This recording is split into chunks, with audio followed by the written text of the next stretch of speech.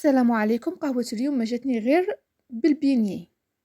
الاولى اللي ابتديت بها هي اني جبت 190 غرام من الحليب فاتر، كبيتهم في اناء، ضفت عليه ملعقه من خميره الخبز وخلطتهم بيان وخليت لي زانغريديون تاوعي يتفاعلوا لمده 10 دقائق. من بعد في اناء واحد اخر قمت باضافه كل من 40 غرام من الزبده، 2 من صفار البيض، ونضيف لهم حبه بيض، ونقوم بإضافة 30 غرام من السكر. أنا عيني هي ميزاني هنا نقوم بإضافة ساشي دو فاني أو بيان كويير دو فاني، نقوم بإضافة القليل من الملح، ونقوم بإضافة ملعقة من عطر الفانيليا، ونخلط المكونات تاوعي بإضافة 300 غرام من الفرينة.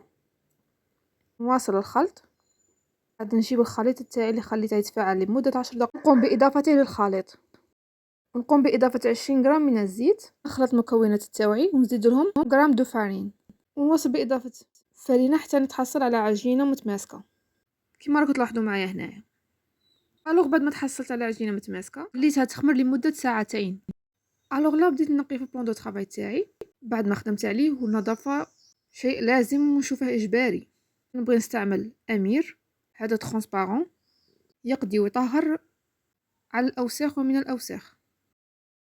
بعد ساعتين وليت ونزعت الغطاء من على العجينة، كانت خمرت لي. أضفت عليها شوية فرينة باش نديغازيها.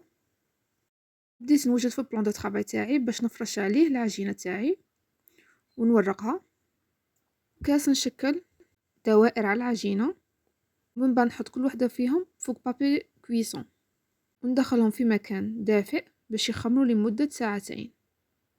بعد ما تمر ساعتين كون وجدت الزيت تاعي يحمى فوق الغاز، بديت نقلي عليه لي بينيه تاوعي. غير تحمر الحبة نقلبوها ما بين الطرفين.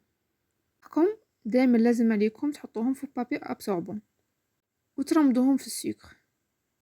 اي فوالا البينيه تاعي راهم وجدوا كما راكم تلاحظوا فيهم.